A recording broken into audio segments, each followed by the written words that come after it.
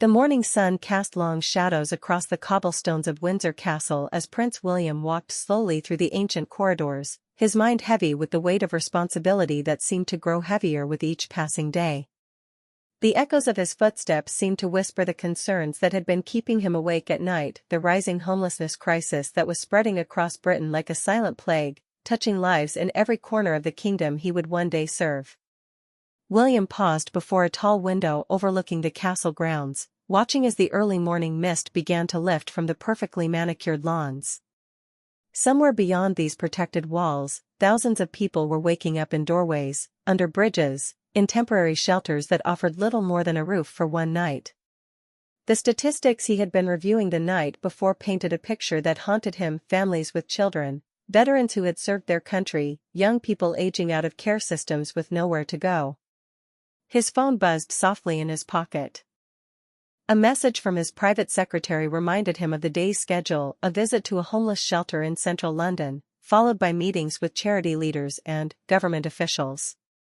It was the kind of engagement that had become increasingly important to him, part of his mission to use his position to shine a light on issues that society too often preferred to ignore. The sound of running footsteps echoed down the hallway, accompanied by the distinctive laughter of his eldest son, Prince George. At 11 years old, George possessed an energy and curiosity that reminded William of his own childhood, though circumstances had changed dramatically since those simpler days when the biggest worry was whether he would be allowed an extra biscuit with tea. George appeared around the corner, still in his pajamas, his hair tousled from sleep. "Papa, you're up early," he said, slightly out of breath from his sprint down the long corridor. "Mama said you had important work today." William smiled, the first genuine smile that had crossed his face since he had awakened to thoughts of the day ahead.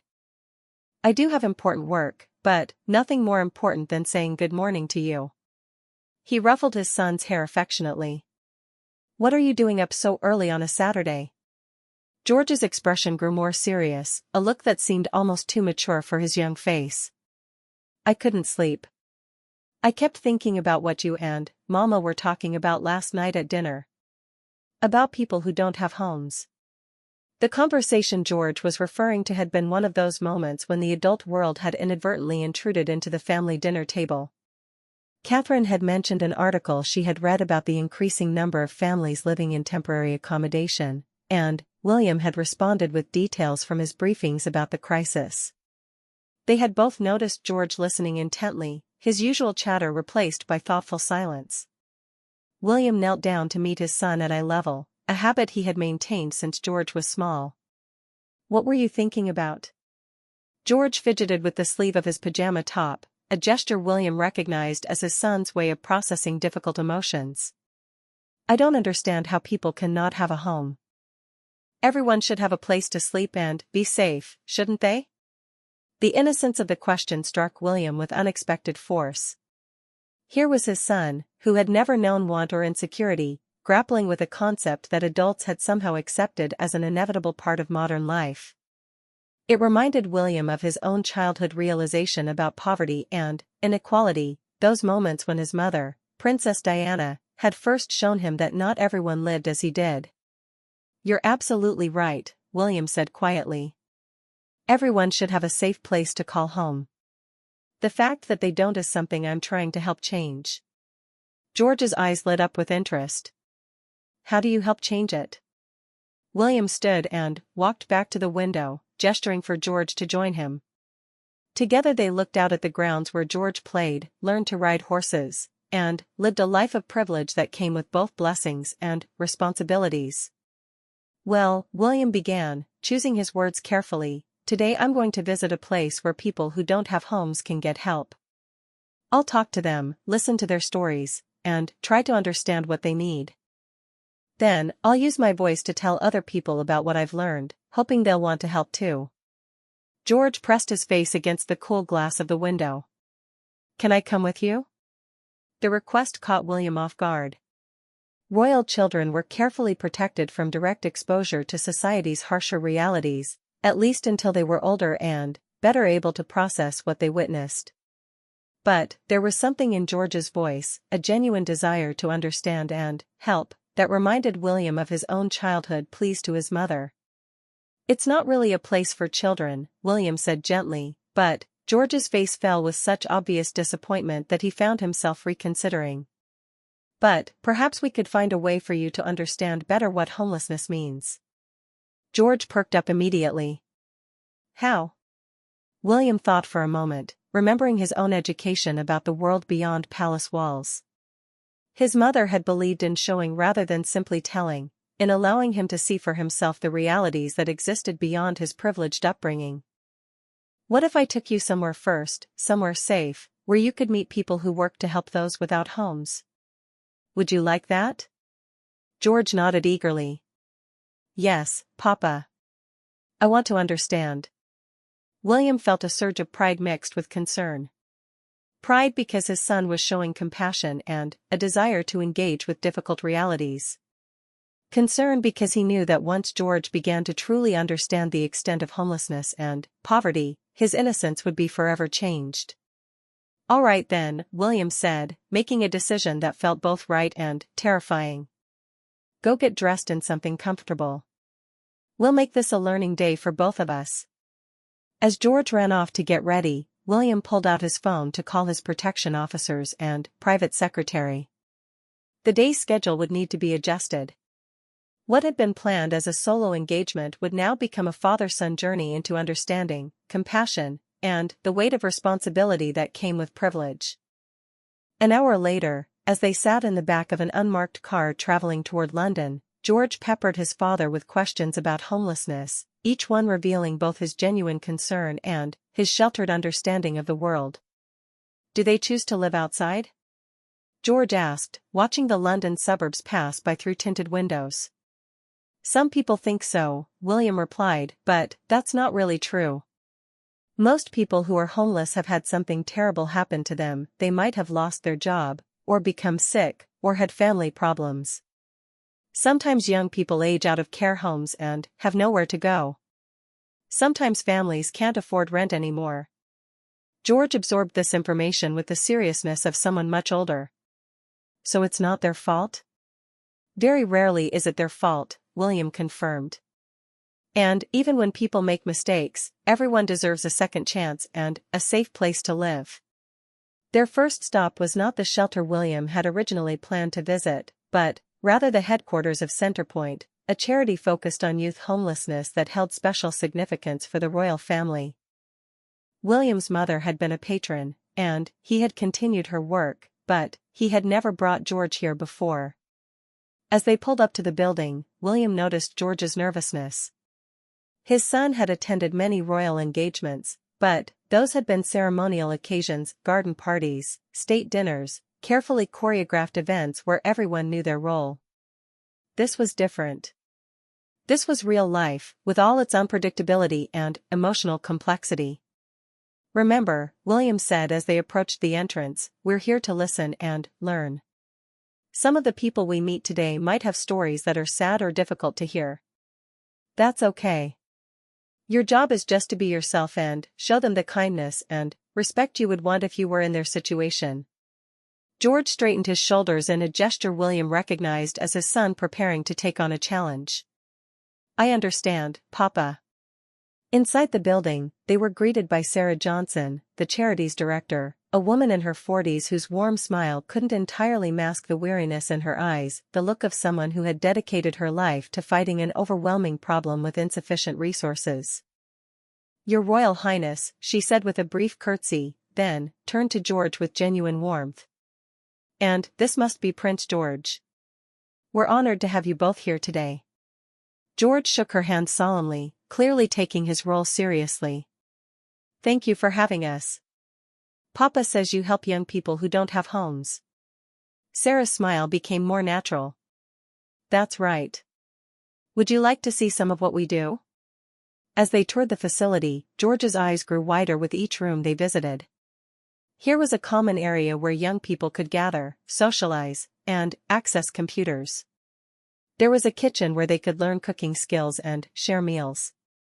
Counseling rooms where trained professionals helped address the trauma and mental health issues that often both contributed to and resulted from homelessness. In one room, they met Marcus, a 19-year-old who had aged out of the foster care system 6 months earlier. He was articulate and intelligent, studying for his A-levels while living in temporary accommodation arranged through Centerpoint. "I was lucky," Marcus told them, though William wondered how anyone could consider his circumstances lucky.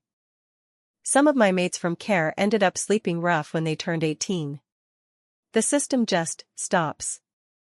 One day you're a child with support, the next day you're an adult expected to manage everything on your own." George listened intently, his young face serious with concentration. "Where did you sleep before you came here?" William tensed slightly, but Marcus answered with patience and honesty. "For a few weeks, I slept in a park. It was summer, so it wasn't too cold, but it was scary. You never feel safe, and it's hard to think about studying or finding work when you're just trying to survive each day." "That must have been frightening," George said with sincerity that surprised even William. Marcus nodded. "It was. But places like this give you hope. They help you believe that things can get better." As they continued their visit, William watched his son's reactions carefully. George asked thoughtful questions, listened without judgment, and showed a maturity that made William both proud and concerned about the loss of innocence occurring before his eyes. Their final stop was a meeting with a group of young people who were participating in an art therapy program. The walls were covered with paintings, drawings, and written pieces that expressed their experiences, hopes, and fears. One painting in particular caught George's attention, a split canvas showing a dark, rainy street scene on one half and a bright, warm home interior on the other. "I painted that," said Jamie, a 17-year-old girl with bright pink hair and a nose ring. "It's about the difference between having and not having a home. Not just a place to sleep, but a place where you feel safe and loved." George studied the painting intently. "It's beautiful. The home side looks so warm." Jamie smiled, the first time her expression had softened since they were introduced. "Thank you. That's what I'm working toward, the warm side." As they prepared to leave Centerpoint, George was unusually quiet. In the car, William waited for his son to process what he had seen and heard. Finally, George spoke. "Papa, why can't we just give everyone a home?" The simplicity of the question cut straight to the heart of the issue. "It's complicated," William said, then immediately regretted the adult response. George deserved better than that. "Actually, you're right to ask that. In many ways, we could house everyone if we made it a priority. Other countries have done it. But it requires everyone, government, businesses, communities, to work together and make it important enough to spend money and effort on.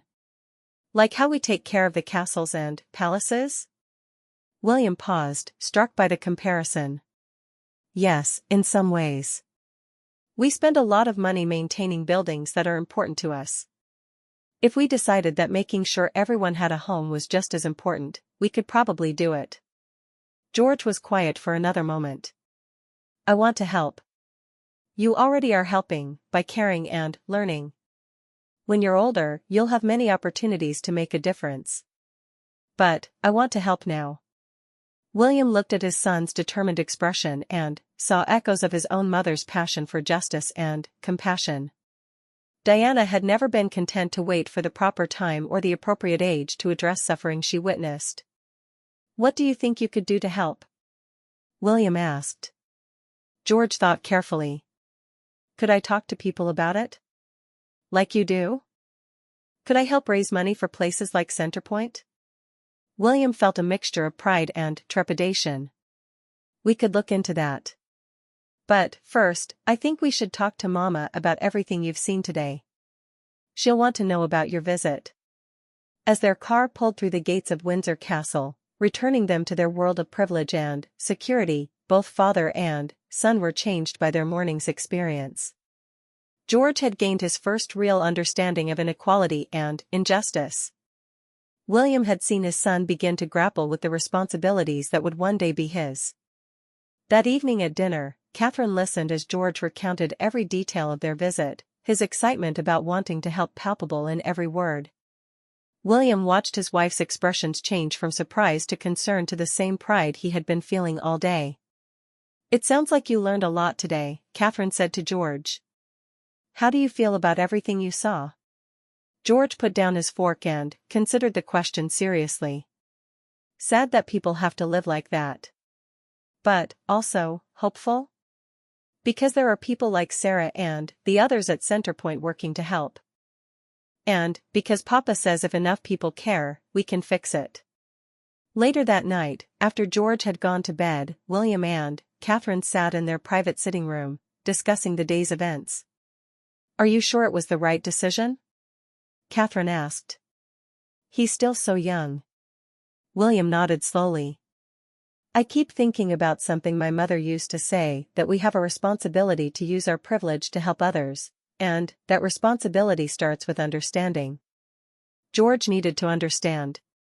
"And, now?" "Now I think our son is beginning to realize what it really means to be born into the position he's in. It's not just about ceremonies and state dinners. It's about using whatever influence and resources we have to make life better for people who don't have the advantages we do." Catherine reached over and took his hand. "He wants to do something concrete to help." "I know. And I think we should let him, within reason. Maybe we could arrange for him to participate in some fundraising effort, or to write letters to other young people about what he learned today." "It would send a powerful message," Catherine agreed. "A future king who understands homelessness and wants to address it from a young age." William looked out the window toward London, where thousands of people were spending another night without a safe place to sleep. Somewhere in that vast city, Marcus was studying in his temporary accommodation, Jamie was perhaps painting another picture of hope, and Sarah Johnson was probably still at her desk, working late to coordinate services for young people in desperate need. Tomorrow would bring new challenges, new opportunities to make a difference. And, now, for the first time, William wouldn't be facing those challenges alone.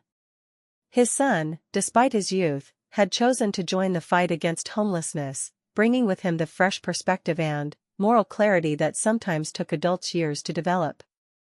As William prepared for bed, he felt a sense of purpose that was both familiar and newly energized. The work of addressing homelessness would continue, but now it had gained a new advocate, one who saw the issue not through the lens of politics or policy, but through the simple understanding that everyone deserved a safe place to call home. The weeks following their visit to Centerpoint brought an unexpected transformation to the daily routine at Windsor Castle. Prince George, energized by his newfound understanding of homelessness, threw himself into learning everything he could about the crisis. His bedroom became a makeshift research center, with books about housing policy, charity reports, and newspaper clippings spread across his desk alongside his regular schoolwork. Catherine found him there one morning, hunched over his laptop with the intense concentration she usually only saw during his favorite video games. Instead of gaming, however, George was watching a documentary about street homelessness in Britain, taking notes in a small notebook with careful, deliberate handwriting. "What are you learning about today?" Catherine asked, settling into the chair beside his desk. George looked up, his face bright with enthusiasm but tinged with the serious expression that had become more common since his visit to Centerpoint. "Did you know that 1 in 3 homeless people is under 25? And that some children live in cars with their families because they can't afford rent?" Catherine felt the familiar pang of worry that came with watching her son confront harsh realities. "Those are difficult statistics to think about, aren't they?" "They are," George agreed, "but Papa says that understanding the problem is the first step to solving it." "I want to understand everything." The depth of George's commitment became clear over the following days. During family dinners, his questions grew more sophisticated and his observations more nuanced. He asked about government housing policies, about the connection between mental health services and homelessness prevention, about whether other countries had found better solutions. William found himself researching topics he had never delved into deeply, preparing for conversations with his 11-year-old son that rivaled his briefings with policy experts. George's innocent questions often cut straight to the heart of complex issues in ways that years of political discussions had failed to do. One evening, as autumn rain drummed against the windows of their private dining room, George presented his parents with what he called his report, a handwritten document he had been working on for weeks, complete with statistics, proposed solutions, and illustrations he had drawn himself. "I've been thinking about what we talked about," George announced, standing beside his chair with the formality of someone much older presenting to a board of directors. "About how if enough people care, we can solve homelessness." Catherine and William exchanged glances, both curious and slightly apprehensive about what their son might have concluded. George opened his notebook and began to read. "There are approximately 320,000 homeless people in Britain right now. That sounds like a lot, but it's actually a very small percentage of the total population. If every family in Britain that could afford it helped just one homeless person, the problem would be solved immediately." The simple logic was both profound and heartbreaking. William leaned forward, fascinated by his son's reasoning. "But people don't help," George continued, "not because they're mean, but because they don't know how, or they're scared, or they think someone else will do it instead. So I think we need to show them that it's not scary and that everyone can do something, even if it's small." Catherine smiled at her son's earnest delivery, but her expression grew more serious as she realized where this was heading. "What kind of something?" William asked. George turned the page in his notebook, revealing a detailed plan written in his careful script. "Well, I think I should tell other children about what I learned at Centerpoint. Children understand things differently than adults, and maybe if children care about homelessness, they'll talk to their parents and their parents will care too." The proposal was more sophisticated than William had expected. George had outlined a plan for visiting schools, writing letters to children's magazines, and even creating a website where young people could learn about homelessness and find age-appropriate ways to help. "I also think," George continued, gaining confidence as he spoke, "that I should go back to places like Centerpoint, but not just to visit. I want to do things that actually help. Like serving food, or helping with activities, or just talking to people who are lonely." William felt a surge of conflicting emotions. Pride at his son's compassion and initiative. Concern about exposing George to potentially difficult situations. And admiration for the clear thinking and genuine desire to make a difference that George was displaying. "These are wonderful ideas," Catherine said carefully, "but some of them might be complicated to arrange safely." George's face fell slightly, but he pressed on with determination. "I know I'm just a kid, but I'm not going to be a kid forever. Someday I'll be king, and people will expect me to care about important things. Shouldn't I start learning how to help people now?" The question hung in the air between them. William remembered his own frustration as a young person, feeling powerless to address problems he could see clearly but couldn't solve due to his age and position. He also remembered his mother's belief that royal children should learn about service and compassion early, even if it meant confronting difficult realities. "You're right," William said finally. "You shouldn't have to wait until you're an adult to start making a difference. But we need to find ways for you to help that are safe and appropriate for someone your age." George's face brightened immediately. "So I can do some of these things?" "Let's start with the school visits," Catherine suggested. "We could arrange for you to speak to children your age about what you've learned. That's something you could do safely, and it might have the impact you're hoping for." Over the next several weeks, William's office worked with several London schools to arrange what they termed educational conversations between Prince George and classes of students his age. The first visit was scheduled at a state school in East London, an area where many families struggled with housing insecurity. The morning of George's first school visit, William watched his son prepare with a mixture of nervousness and excitement. George had written note cards with key points he wanted to share, but William had encouraged him to speak from the heart rather than deliver a formal presentation. "Remember," William said as their car pulled up to the school, "you're not here as Prince George. You're here as a young person who cares about other people and wants to share what you've learned." The school had arranged for George to speak with a Year 6 class, children his own age who came from diverse backgrounds.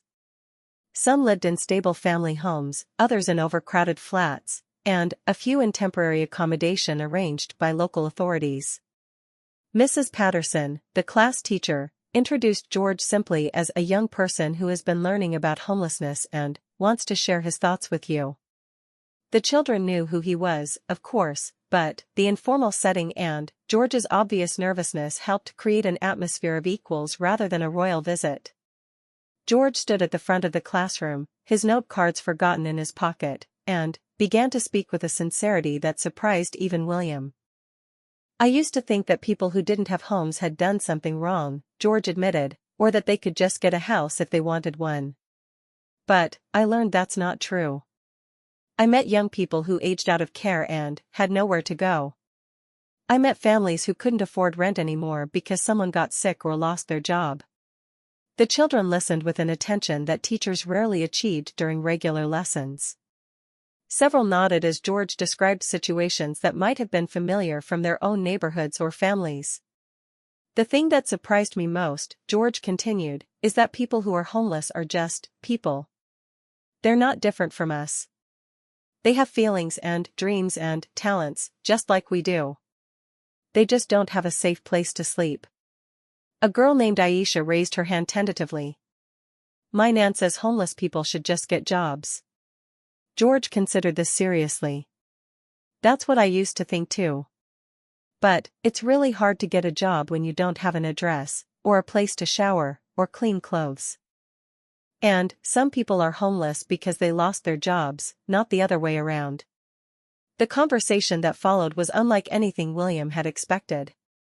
The children asked thoughtful questions, shared stories from their own experiences, and engaged with the topic with an openness that adults often struggled to maintain. One boy named David raised his hand slowly. "My mom says we might have to move again because our rent is going up. She's scared we might not find anywhere we can afford." The admission created a moment of uncomfortable silence, but George responded with genuine empathy. "That sounds really scary. Have you talked to anyone who might be able to help?" With Mrs. Patterson's guidance, the conversation became practical. The children discussed local resources, the importance of asking for help when needed, and ways they could support classmates who might be facing housing insecurity. By the end of the session, the class had generated their own list of ways they could help address homelessness in their community. Suggestions ranged from collecting warm clothes for local shelters to writing letters to local politicians asking about housing policies. As they prepared to leave, a quiet girl named Emma approached George hesitantly. "Thank you for coming to talk to us. My dad lost his job last year and we had to move in with my gran. I felt embarrassed about it, but hearing you say that it's not people's fault, that helps." George shook her hand seriously. "It's definitely not your fault or your dad's fault. I hope things get better for your family soon." In the car afterward, George was unusually quiet, processing the impact of what had just occurred. "How do you feel about your first school visit?" William asked. George thought for a moment. "It was different than I expected. I thought I would be teaching them things, but I learned things too. Like how David's family might become homeless, and how Emma felt embarrassed about her situation." "What did you learn from that?" "That homelessness isn't something that only happens to other people. It could happen to anyone. And that talking about it openly helps people feel less alone." The success of the first school visit led to requests from other schools, and soon George was making regular educational visits throughout London and the surrounding areas. Each conversation was different, reflecting the diverse communities and experiences of the children he met. At a private school in central London, children asked sophisticated questions about government policy and economic inequality. At a school in a working-class area of Manchester, the discussion focused more on immediate, practical ways to help homeless individuals in their neighborhood. What remained consistent across all these visits was George's growing confidence and his ability to connect with children his own age in a way that felt authentic rather than performative. The media attention that followed these school visits was unprecedented. Headlines proclaimed "Future King takes on homelessness crisis" and "Prince George's compassionate mission." While William and Catherine were initially concerned about the publicity, they recognized that the attention was serving George's stated goal of raising awareness about the issue. More importantly, the visits were having measurable impact.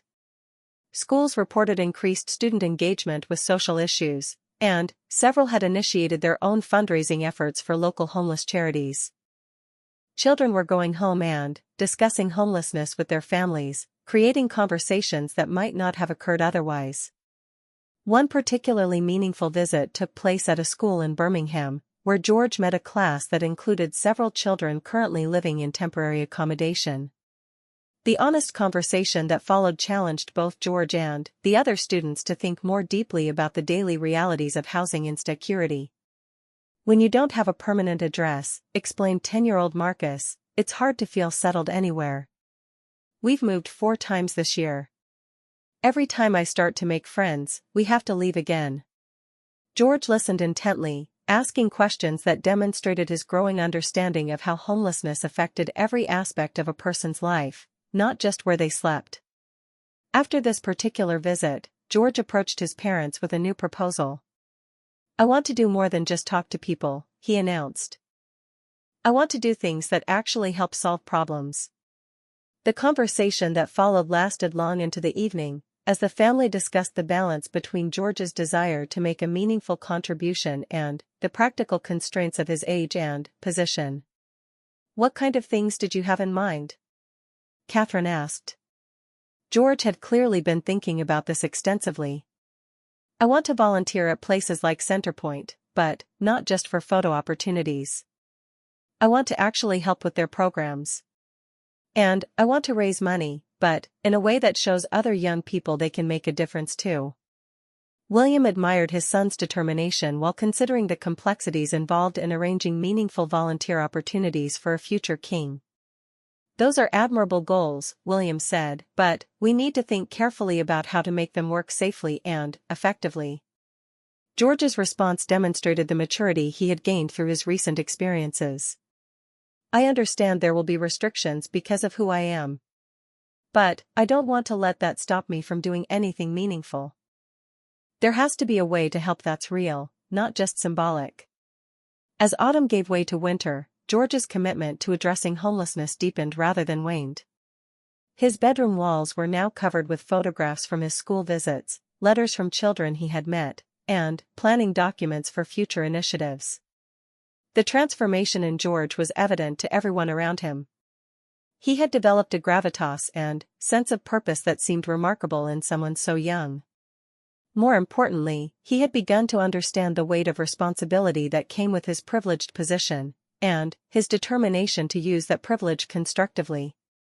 One evening, as the family prepared for dinner, George made an announcement that would change the direction of their efforts entirely. "I've been thinking," he said, "about something bigger than school visits or volunteering.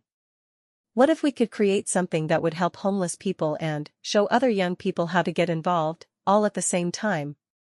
William and Catherine exchanged glances, both intrigued and slightly apprehensive about what their son might be planning. "What did you have in mind?" Catherine asked. George's eyes lit up with excitement as he began to describe an idea that was ambitious, thoughtful, and potentially transformative, not just for the homeless individuals it would serve, but for the future of royal engagement with social issues. George's idea was both simple and revolutionary. As he explained it to his parents over dinner that winter evening, his excitement was infectious, though William and Catherine found themselves grappling with the ambitious scope of what their 11-year-old son was proposing. "What if we created a place where homeless young people could live, but also where other young people could come to learn and help?" George began, his words tumbling out with enthusiasm. "Like a combination of housing and education, where everyone benefits." He had clearly been thinking about this concept for weeks. From his backpack, he produced a folder filled with sketches, notes, and research that demonstrated a level of planning that impressed both his parents. "I've been reading about this place in Finland called the Y Foundation," George continued, spreading his materials across the dinner table.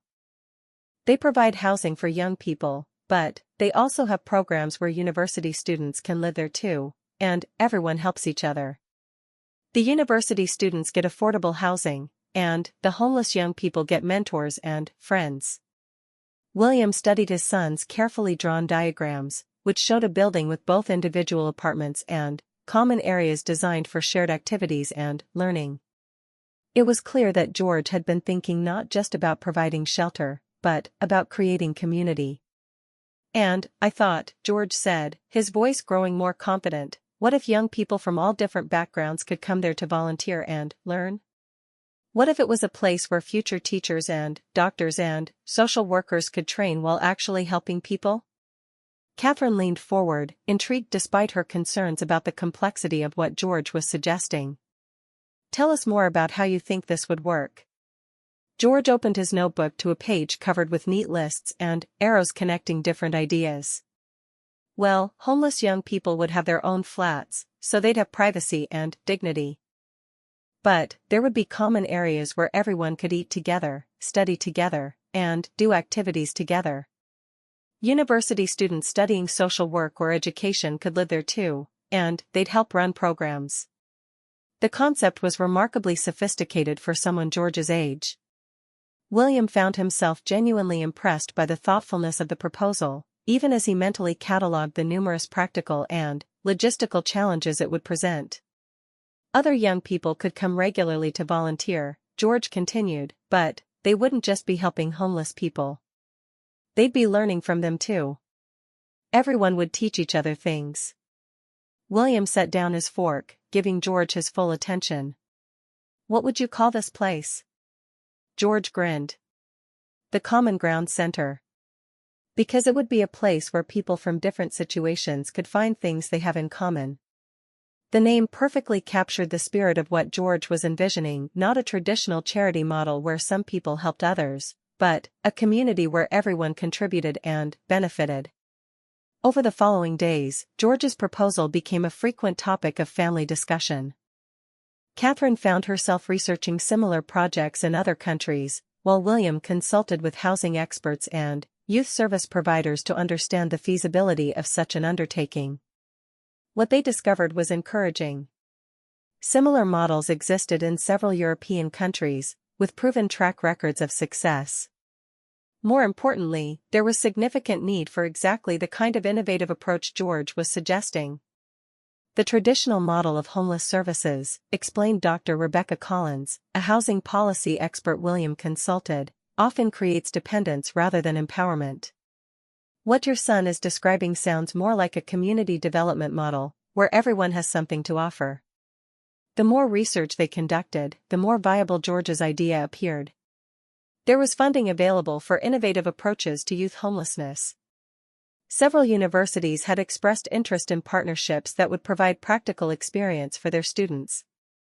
And there was clear enthusiasm from young people themselves for opportunities to engage meaningfully with social issues. 3 weeks after George first presented his idea, William made a decision that would change the trajectory of their family's charitable work. We're going to explore making this happen, he announced during their weekly family planning meeting. But, if we're going to do this properly, it needs to be more than just George's idea.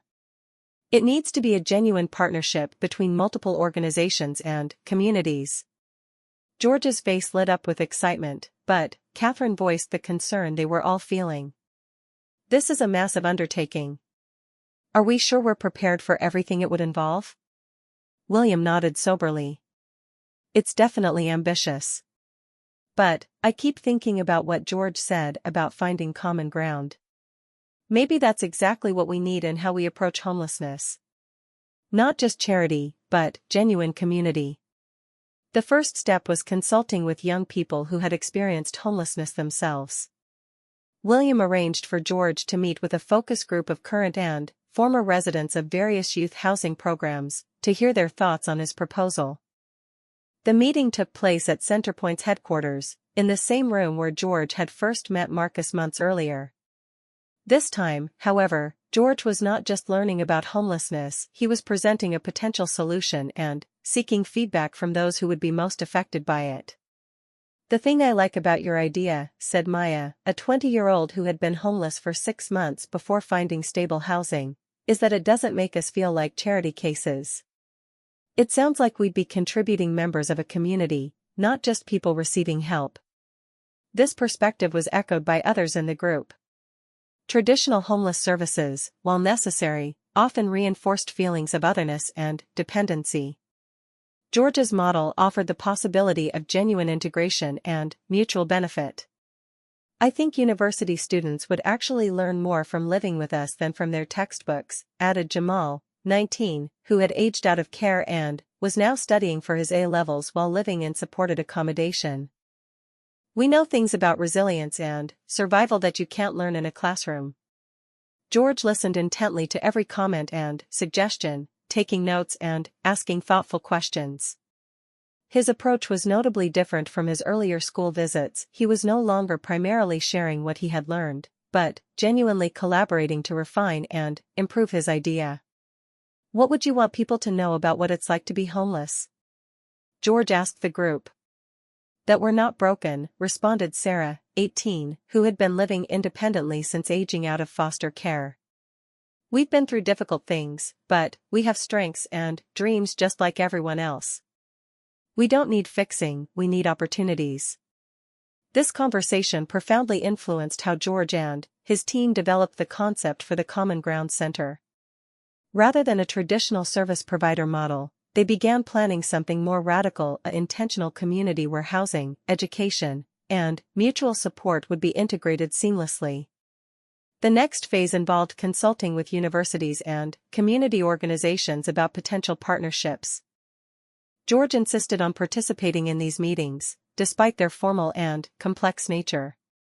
At University College London, they met with Dr. Patricia Williams, who directed a program in social work education.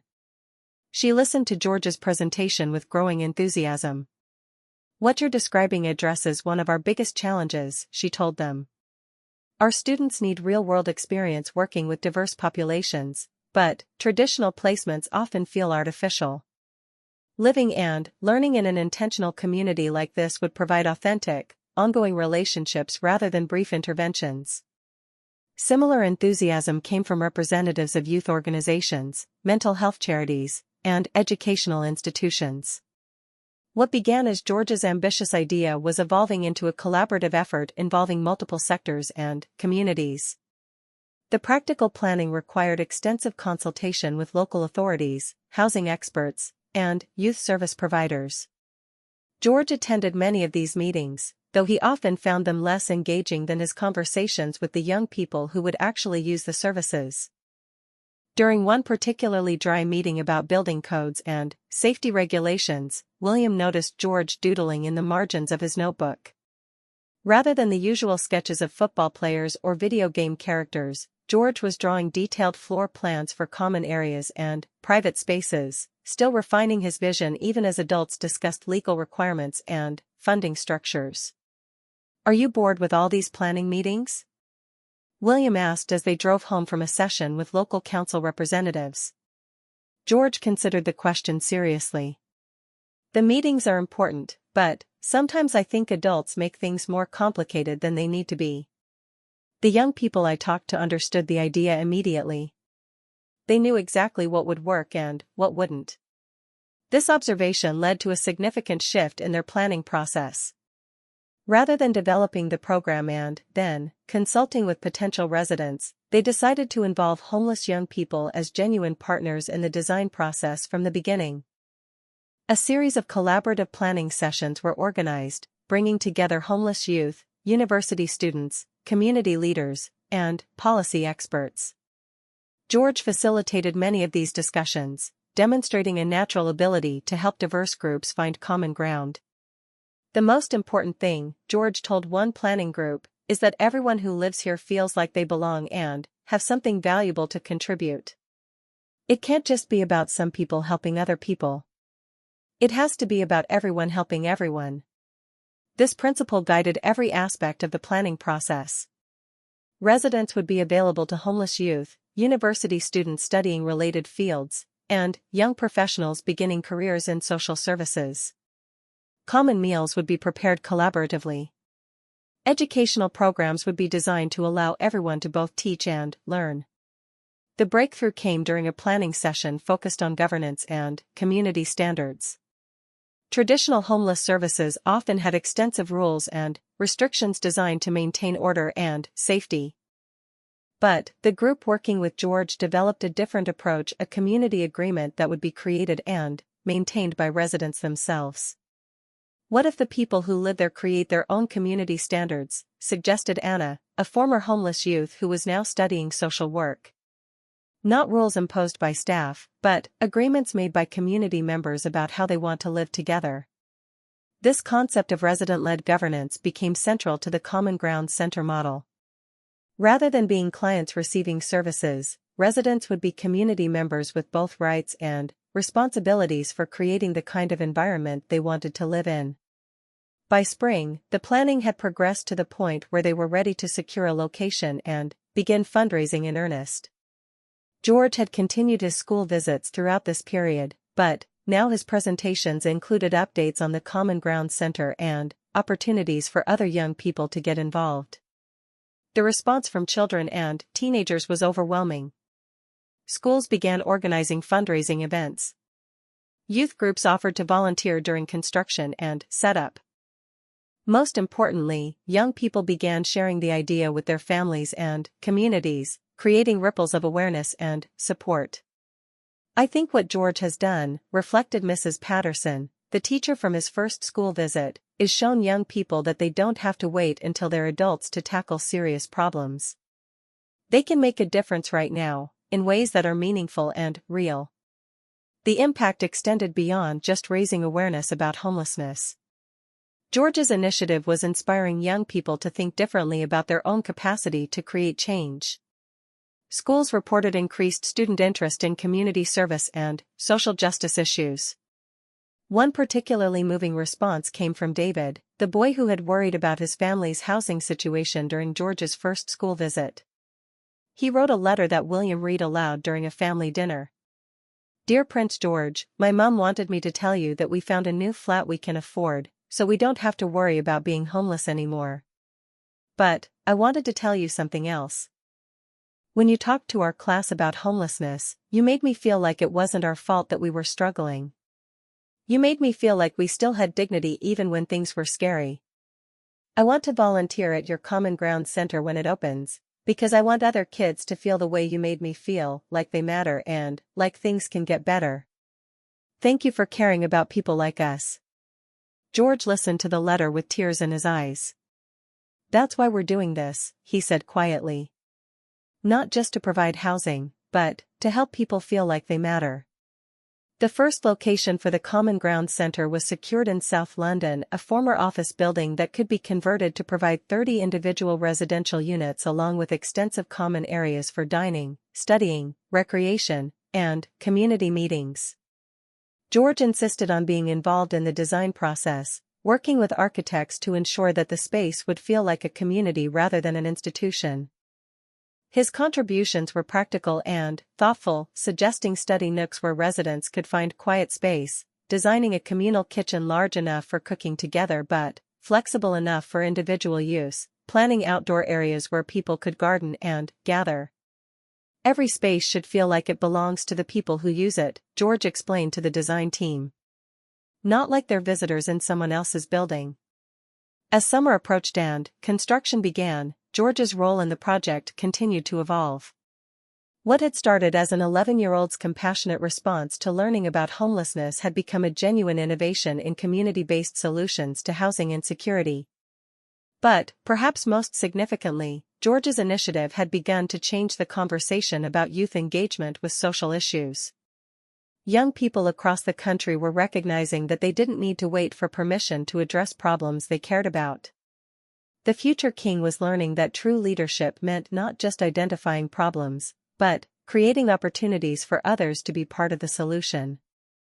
And, in the process, he was discovering that the most effective way to help others was to create communities where everyone could contribute their unique strengths and experiences to the common good. The construction phase of the Common Ground Center brought new challenges and unexpected revelations for George. Throughout the summer months, he spent several hours each week at the building site, wearing a hard hat and safety vest that made him indistinguishable from the other young volunteers who had joined the project.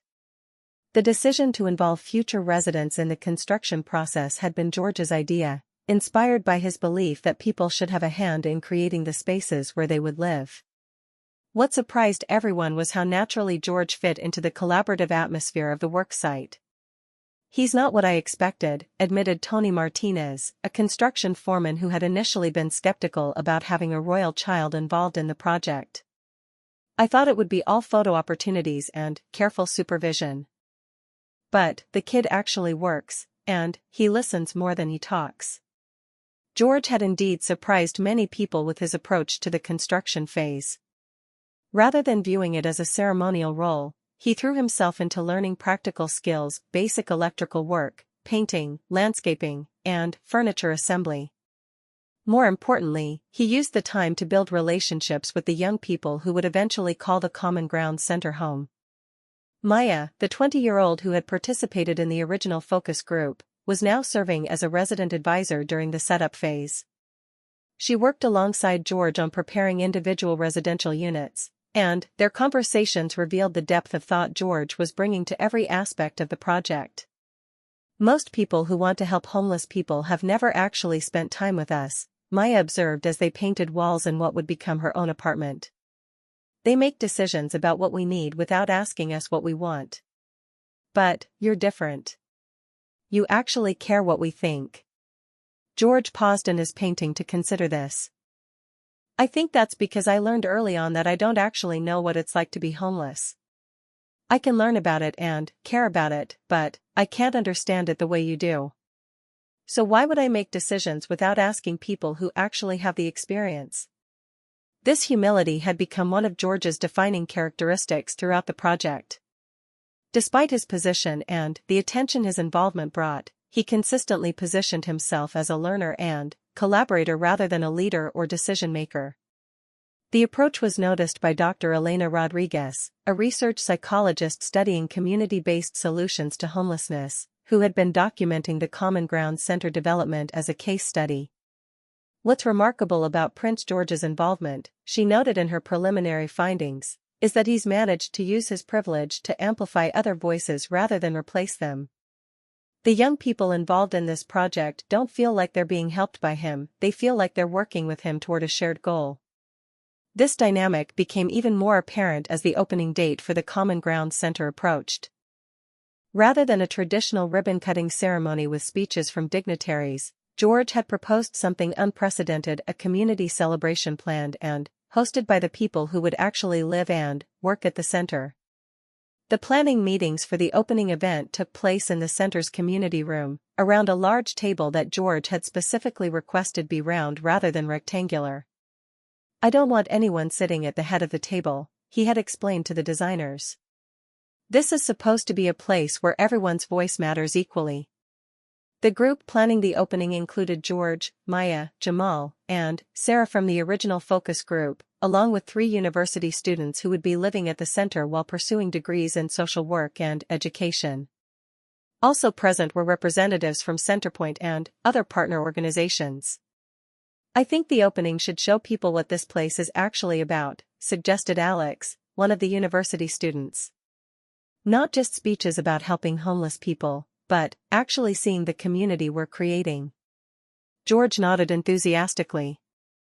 What if instead of people just hearing about the Common Ground Center, they could experience it? Like, what if we showed them how we make decisions together, and how everyone contributes something valuable? The idea that emerged from this discussion was both simple and revolutionary. The opening event would be structured as a series of small group conversations where visitors could interact directly with residents and learn about their experiences, perspectives, and contributions to the community. "I want people to meet Maya and hear about her plans to study nursing," George said. "I want them to meet Jamal and learn about his poetry. I want them to understand that the people living here aren't just recipients of charity, they're individuals with talents and dreams and important things to say." The approach represented a fundamental shift from traditional charity events, which often focused on highlighting the generosity of donors rather than the dignity and agency of the people being served. As the opening date approached, George's nervousness became apparent to his parents. Despite his growing confidence and experience, the scale of attention the Common Ground Center was receiving was unprecedented for any royal charitable initiative led by someone so young. "Are you worried about the opening?" Catherine asked one evening as she found George reviewing his notes for what felt like the 100th time. George looked up from his preparation materials, which included not formal speeches but rather index cards with questions he wanted to ask the visitors, questions designed to help them engage meaningfully with the residents. "I'm not worried about the opening exactly," George said thoughtfully. "I'm worried about whether people will understand what we're really trying to do here. I'm worried they'll see it as just another charity project instead of understanding that it's about creating real community." William, who had been listening from the doorway, entered the room and sat beside his son. "What would help people understand?" George considered this. "I think if they could see Maya teaching one of the university students about budgeting when you don't have much money. Or if they could hear Jamal's poetry. Or if they could understand that Sarah is actually helping to train the social work students because she knows things about the system that they need to learn." The wisdom in George's perspective impressed both his parents. At 12 years old, he had developed an understanding of dignity, reciprocity, and community that many adults struggled to grasp. "Those are exactly the kinds of things people should see," Catherine agreed. "How can we make sure that happens?" George's face brightened as he explained the format he and the residents had developed. "Instead of one big event where people just listen to speeches, we're having small group conversations. Every visitor will spend time in 3 different groups, and each group will be led by someone who lives here. They'll get to have real conversations instead of just hearing about the project." The opening day of the Common Ground Center dawned crisp and clear in early October. George arrived early, not for any special preparations but to have breakfast with the residents in the community dining room, as had become his habit during the final weeks of preparation. The dining room buzzed with excited conversation as residents discussed their plans for the day. Maya was reviewing notes for her conversation group about the intersection of housing and healthcare. Jamal was preparing to share some of his poetry and lead a discussion about how creativity helped him cope with difficult circumstances. Sarah was organizing materials for a session on peer support and community building. George sat at the breakfast table, listening to his friends prepare, and felt a mixture of pride and nervousness that was entirely different from the performance anxiety he might have felt at a traditional royal event. "You know what's funny?" Maya said, addressing the group. 6 months ago, if someone had told me I'd be hosting conversations with politicians and business leaders about homelessness policy, I would have laughed. I would have said that people like that don't want to hear from people like me." "And now?" asked one of the university students. Maya grinned. "Now I know that my perspective is exactly what they need to hear, and I know how to share it in a way that helps them understand." This confidence was evident throughout the group of residents. Rather than feeling nervous about meeting with high-profile visitors, they were excited about the opportunity to educate and engage. The first group of visitors arrived at mid-morning and included local politicians, representatives from housing organizations, university administrators, and community leaders. Also present were some of the children George had met during his school visits, accompanied by their teachers and parents. George's role during the opening was deliberately understated. Rather than serving as the primary host or spokesperson, he moved between conversation groups as a participant and facilitator, helping to ensure that visitors were engaging meaningfully with residents. In Maya's healthcare conversation group, George listened as she explained to a local council member how housing instability had affected her ability to maintain consistent medical care. "When you're moving between temporary accommodations every few weeks," Maya said, "you can't build relationships with healthcare providers. You can't follow through on treatment plans. You can't even reliably receive mail about appointments." The council member, who had previously thought about homelessness primarily in terms of housing numbers and budget allocations, found himself taking notes as Maya described the cascading effects of housing insecurity on every aspect of life. "So stable housing isn't just about having a place to sleep," he said, clearly working through new understanding. It's foundational to accessing every other kind of support and opportunity. Exactly, Maya replied. And that's why places like this work better than traditional temporary accommodations. We're not just housed here, we're building community and stability that helps us succeed in other areas of life too.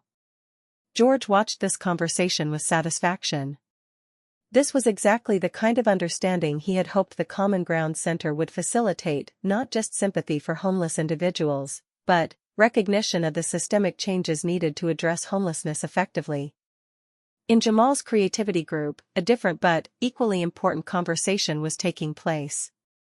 Jamal was sharing poems he had written about his experiences, but, more importantly, he was engaging visitors in discussions about the role of art and creativity in healing and community building. People sometimes think that when you're homeless, you only care about basic survival, Jamal told a group that included several university literature professors. But creativity and beauty are also basic human needs. Having space to write and share my poetry has been just as important for my recovery as having a safe place to sleep. One of the professors, Dr. James Wright, leaned forward with interest. How do you think creative expression changes when you have stable housing versus when you're in crisis? Jamal considered this thoughtfully. When I was on the streets, my writing was mostly about anger and fear. Now that I have stability, I can write about hope and dreams and possibilities. But both kinds of writing were important, they helped me process what I was going through. These conversations were repeated throughout the day in various formats and combinations. University students explained how living at the Common Ground Center was enhancing their education in ways traditional placements never could. Community partners described how the collaborative model was changing their approaches to service delivery. Most importantly, residents shared their experiences and perspectives in their own voices. George moved between these conversations, sometimes participating, sometimes simply observing. His presence added significance to the event, but his approach ensured that the focus remained on the residents and their insights rather than on his own involvement. Late in the afternoon, as the formal conversation groups were concluding, something unplanned and beautiful happened. Residents and visitors had gathered in the community room for tea and informal discussion, and someone suggested that Jamal share one of his poems with the entire group. What followed was an impromptu poetry reading that captured everything the Common Ground Center was designed to achieve. Jamal read a poem about finding hope in community, Maya spoke briefly about her plans to pursue nursing training, and Sarah talked about her goal of developing peer support programs for other young people experiencing homelessness. But the most powerful moment came when Emma, the girl George had met during his first school visit months earlier, stood up to speak.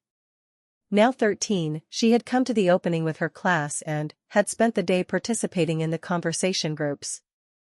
I wanted to say something, Emma said, her voice gaining strength as she spoke. When Prince George came to our school last year, he told us that homelessness could happen to anyone and that it wasn't people's fault. My family was struggling then, and hearing that helped me feel less ashamed. She paused, looking around the room at residents, visitors, and George himself. Today I learned something else. I learned that people who have been homeless have important things to teach all of us. I learned that helping each other isn't just about some people giving things to other people. It's about everyone working together to make things better. George felt tears in his eyes as Emma continued. I don't know if I want to be a social worker or a teacher or something else when I grow up.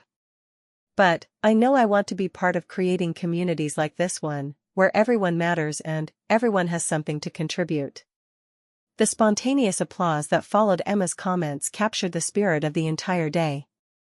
This was not a traditional charity event celebrating the generosity of donors, but a community celebration highlighting the dignity, wisdom, and potential of every person present. As visitors prepared to leave that evening, the feedback was overwhelmingly positive, but, more importantly, it reflected genuine understanding rather than mere sympathy. This has completely changed how I think about addressing homelessness, said Counselor Janet Stevens, who had arrived that morning with conventional ideas about service delivery. I see now that the most effective solutions are the ones that recognize the strengths and contributions of the people we're trying to help. Dr. Patricia Williams from University College London was even more direct in her assessment. This model should be replicated across the country. Our students are learning more about effective social work practice in 3 months here than they would learn in years of traditional placements. But, perhaps the most meaningful feedback came from the residents themselves. As the day wound down and the community room gradually emptied, Maya approached George with a reflection that would stay with him for years. "You know what you did here today?" she asked.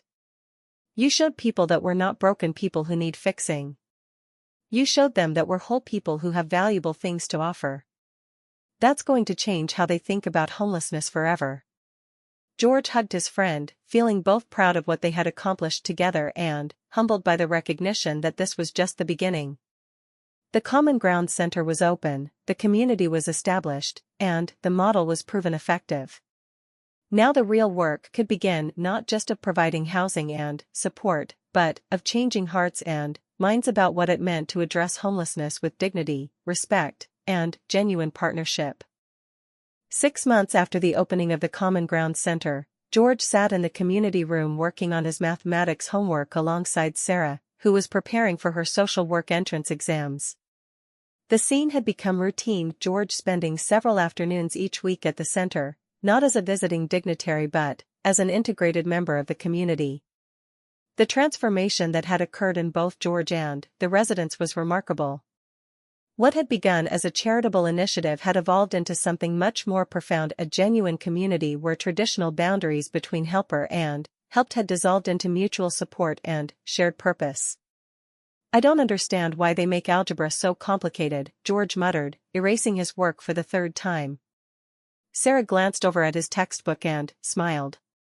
"Want me to show you a different way to approach it? I was terrible at maths until I had a teacher who explained it differently." This casual offer of help exemplified the culture that had developed at the Common Ground Center.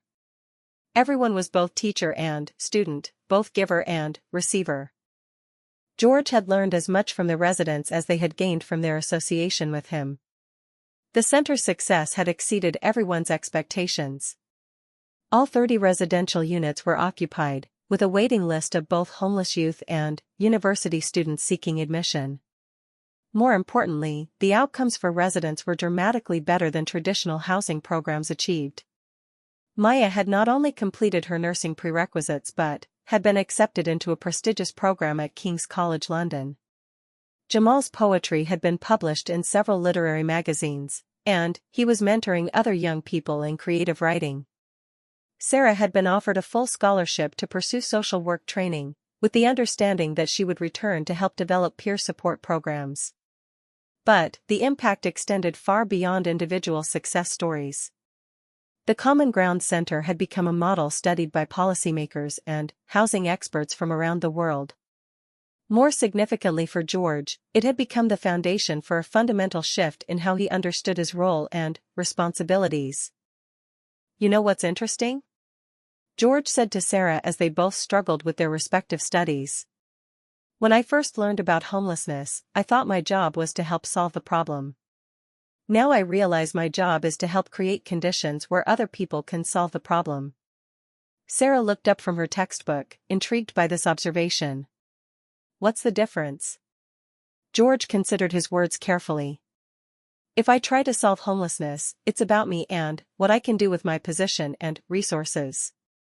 But if I help create conditions for others to solve it, it's about building systems where people like you and Maya and Jamal can use your expertise and experience to create solutions." This distinction had become central to George's evolving understanding of leadership and service. Rather than seeing himself as the primary agent of change, he had learned to see himself as someone who could use his privilege to create platforms for others to lead. The lesson had been reinforced throughout the development and operation of the Common Ground Center.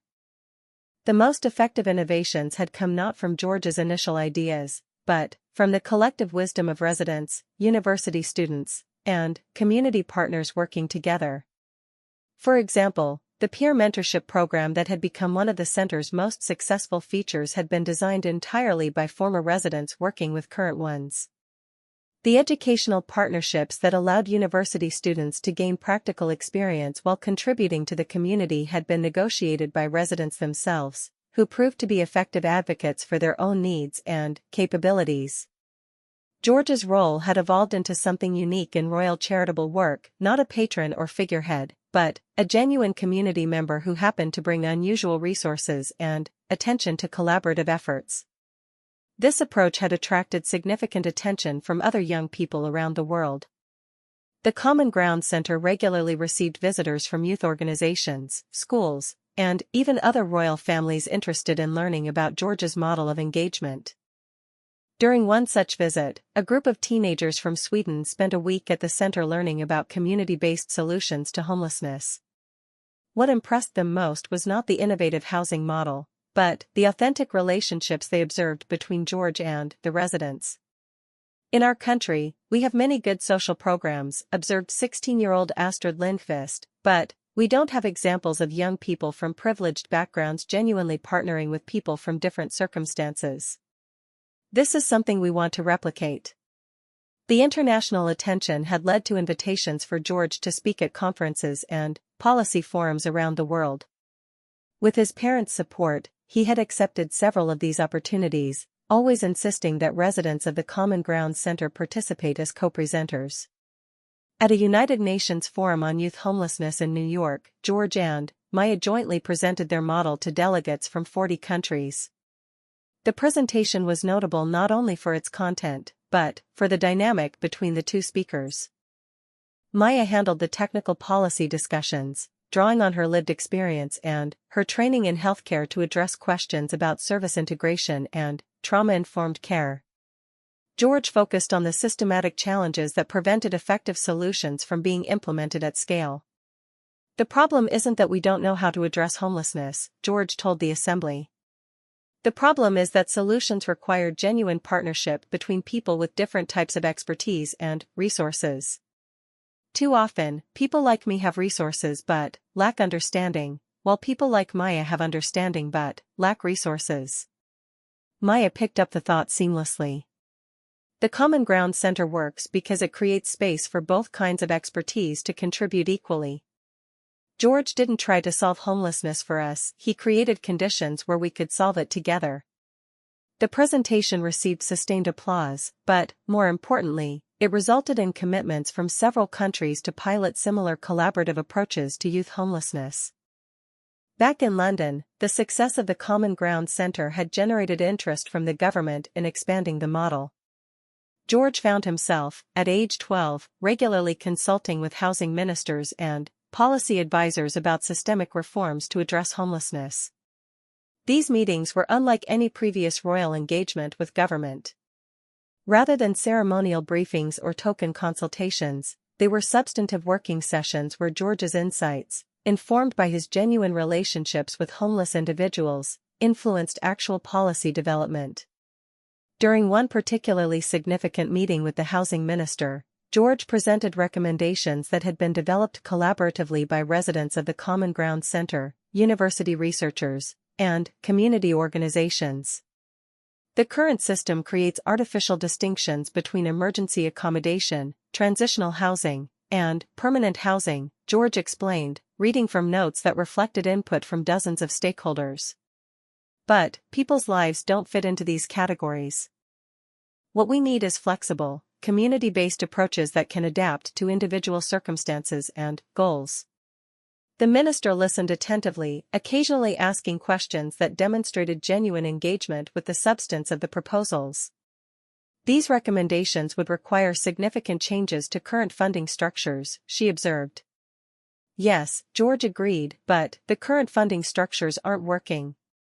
We're spending enormous amounts of money on systems that maintain homelessness rather than ending it. The Common Ground Center costs less per person than traditional approaches and achieves better outcomes."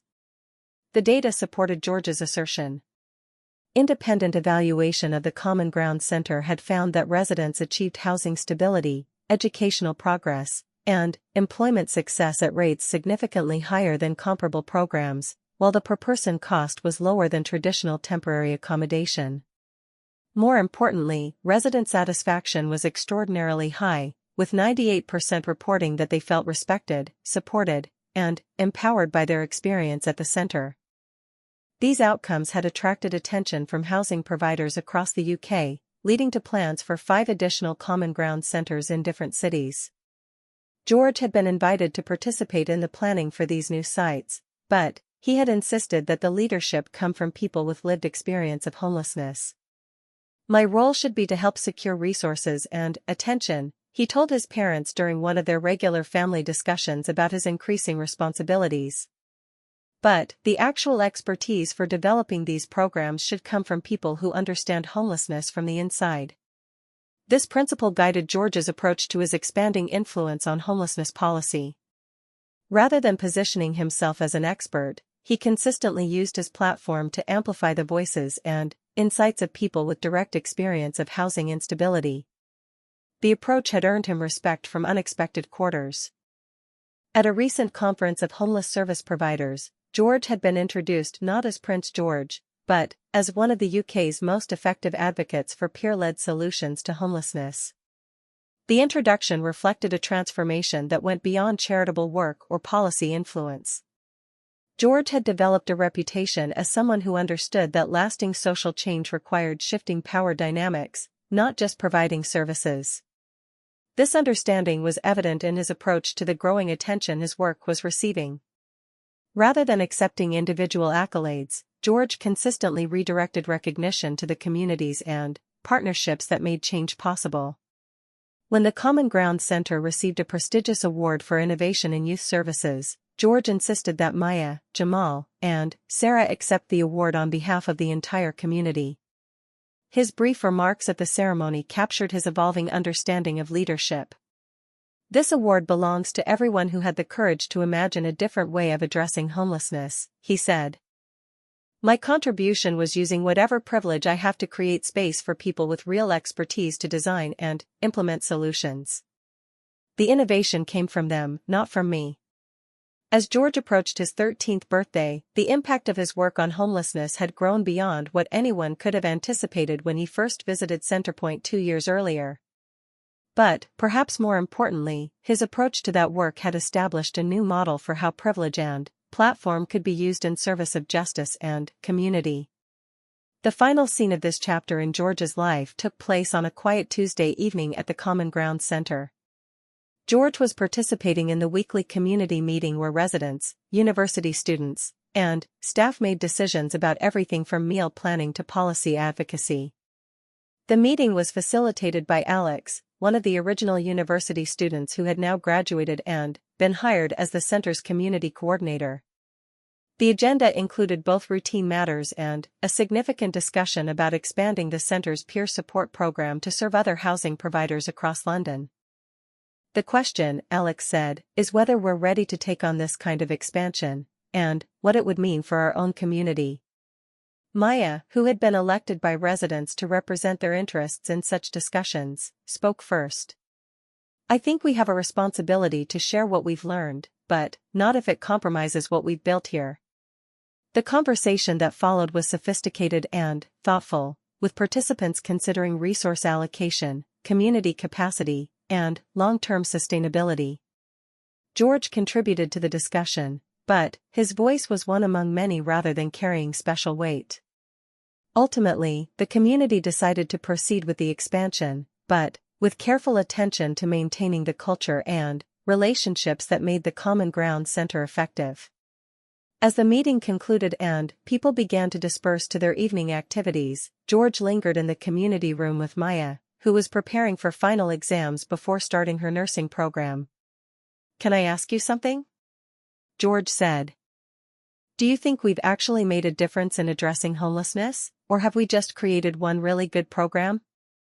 Maya smiled at the question, recognizing the thoughtfulness that had characterized George's approach from the beginning. "I think you're asking the wrong question," she said. "The question isn't whether we've solved homelessness, that's going to take systemic changes that are much bigger than any single program. she paused to organize her thoughts. The question is whether we've changed how people think about homelessness and how people in your position can use their privilege to support change. And I think the answer to that question is definitely yes. George considered this. What do you mean? When you first came to Centerpoint, you learned that homeless people are just people in difficult circumstances, Maya explained. But, then, you went further. You learned that we're not just people who need help, we're people with expertise and insights that are essential for creating solutions. She gestured around the community room, where evidence of collaborative decision-making and shared leadership was visible in everything from the arrangement of furniture to the artwork on the walls. What you've shown is that people with privilege can use their advantages to create space for people with different kinds of expertise to lead change. That's not charity, that's justice. George felt the weight of this observation. Over the past 2 years, his understanding of his own role and responsibilities had evolved dramatically. What had begun as a desire to help had become a commitment to partnership and shared leadership. I think, he said slowly, that this is what I want to spend my life doing. Not just with homelessness, but with whatever challenges our society faces. Using whatever advantages I have to create conditions where the people most affected by problems can lead the work of solving them. Maya nodded approvingly. That sounds like the kind of king people would actually want to have.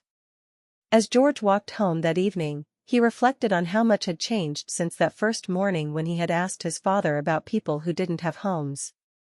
What had begun as childhood curiosity had become a fundamental transformation in his understanding of privilege, responsibility, and leadership. The Common Ground Center continued to thrive, but its greatest achievement was not just housing 30 young people or creating an innovative service model. Its greatest achievement was demonstrating that genuine partnerships across differences of background and circumstance could create solutions that none of the participants could have developed alone. And, for George, now 13 and increasingly aware of the responsibilities that awaited him, the center had provided something invaluable, a model for how he might use his unique position to serve not as a savior or benefactor, but as a partner in the ongoing work of